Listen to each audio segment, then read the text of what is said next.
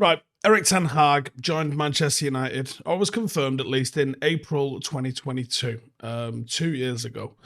And that first season with him in charge filled us with a hell of a lot of hope. We took home the Carabao Cup, we reached the FA Cup final, and we managed to qualify for the Champions League. Fast forward to this season, where those major successes couldn't seem further away. United seem to be at risk of having another season that could see our manager pushed out the door for his troubles. And there's still opportunity here that could see us lift a trophy. And there's a huge opportunity for United to push on and bring real success to Old Trafford. And it's a big if. But I also believe it's possible. And I think there's a way for that to be Erik Ten Hag that delivers that. So here's 5 ways I think Erik Ten Hag could save his career at Manchester United. Number 1, keep the players on side. Keeping the players on side is going to be absolutely crucial for Erik Ten Hag if he wishes to save anything of the season, but I think that also extrapolates to him saving his career at United. If he was to truly lose the dressing room, I think that might be the final nail in the coffin and more or less guarantee himself an identical fate to all those that have fallen before him. Now, Erik Ten Hag, on the surface of things, comes across as relatively cold. I don't think he's the warmest of characters. I don't think he's overtly charismatic. I get the impression he's quite a serious tactico who knows exactly what he wants from his team, but he isn't getting what he wants from his team. And I think the disciplinarian has to stay. I don't want to see him change that. The disciplinarian angle, I think, was required at Old Trafford, and whether it was Erik Ten Hag that instills it or the next guy that instills it, clearly too many players are getting away with far too much at the football club. So the disciplinarian angle I ain't got an issue with, and I would rather we were a disciplined, hard-working side over anything else. I don't think he can afford to fall out with any more players on the run-in. But that also means don't be a soft touch. If someone goes on the piss in a foreign country instead of turning up for training, they absolutely need panning. But you've got to ask, why do the players think it's okay to do that in the first place? And that might be the root of all of our problems.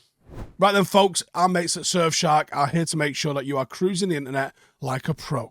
Surfshark's your VIP pass to the internet. It encrypts all your data so no one can mess with it. And get this, they even make it look like you're kicking it back in a different part of the world. Here's why you're going to love Surfshark.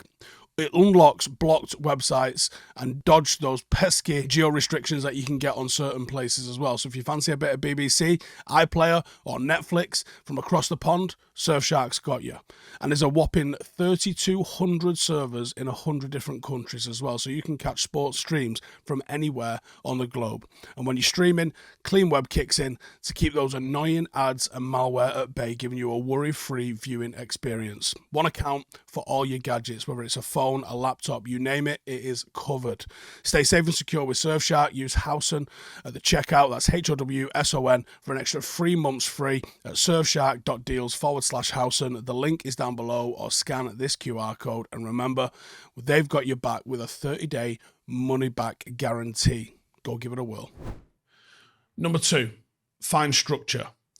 For lack of a better word, United's structure is a shambles.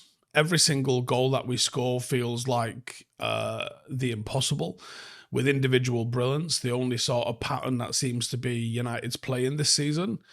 The way we concede chances and the way we build up chances couldn't be further apart. We see the same goal scored against us all the time, telling you that there are weaknesses in our systems that are able to be repeatedly exploited by the opposition. And the fact that we don't have a recognisable Manchester United goal also tells me that we are incapable of repeating the same things to be able to create chances at the other side. That's problematic. The screenshots from that Fulham game will probably haunt United fans for a long time, where there is zero midfield. And if that continues to happen, I think Erik Ten Hag will be saying goodbye to Manchester United. Number 3, tactics. United's tactical showings over the last 12 months have been a fragmented mess. And I do believe that injuries have not helped this. But I still would like to see some semblance of us trying. If I could say, I get what we're trying to do, but the players just aren't capable of doing it, then it would go a long way to being able to say, as soon as he gets all of his team back, he'll be fine.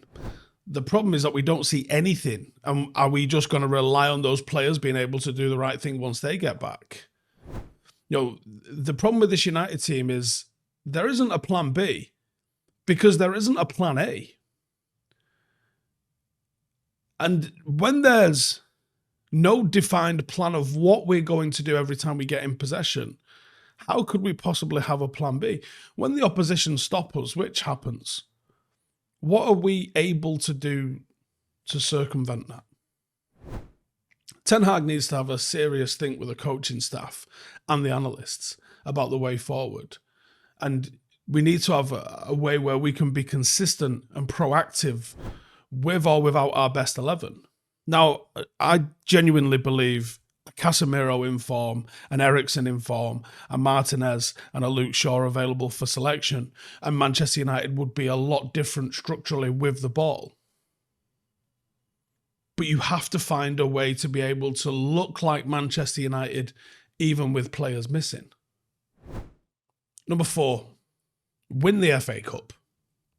Every single manager is going to be measured on success.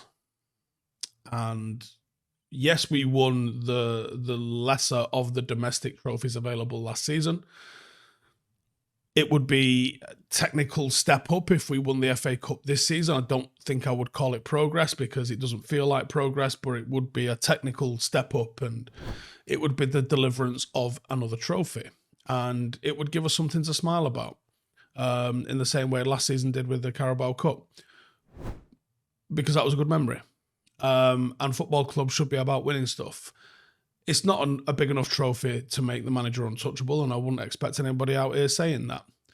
But we do need something to smile about this season. I think we need something to rally around, something to be able to point to as some level of success.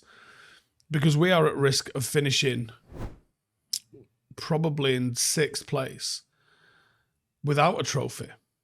And it looks like we have regressed in every single possible way. It's becoming a very important thing that we can bring some sort of a silverware.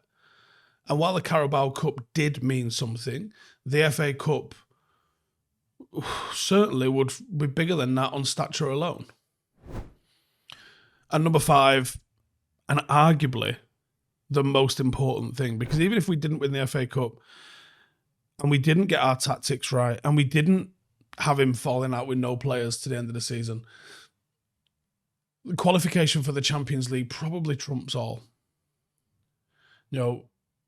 Whether we come 4th or 5th, it doesn't matter because the same thing happens. It's qualification for the Champions League.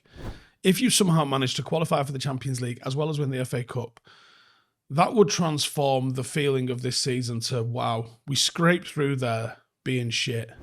And you can take some positives, reflect on them in the summer, build on them in the summer, and start next season afresh with some positivity. We're back in the hat in the Champions League. We picked up a trophy.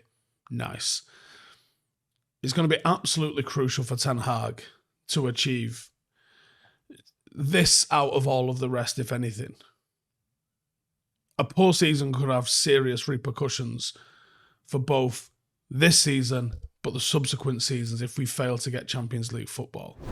It will mean losing transfer targets. It will mean less money available to spend. It could mean some players wanting to leave. Financial rewards for the qualifications go down. The reputation of the club on the European stage falls even further. Can Ten Hag save the season and in doing so even his job?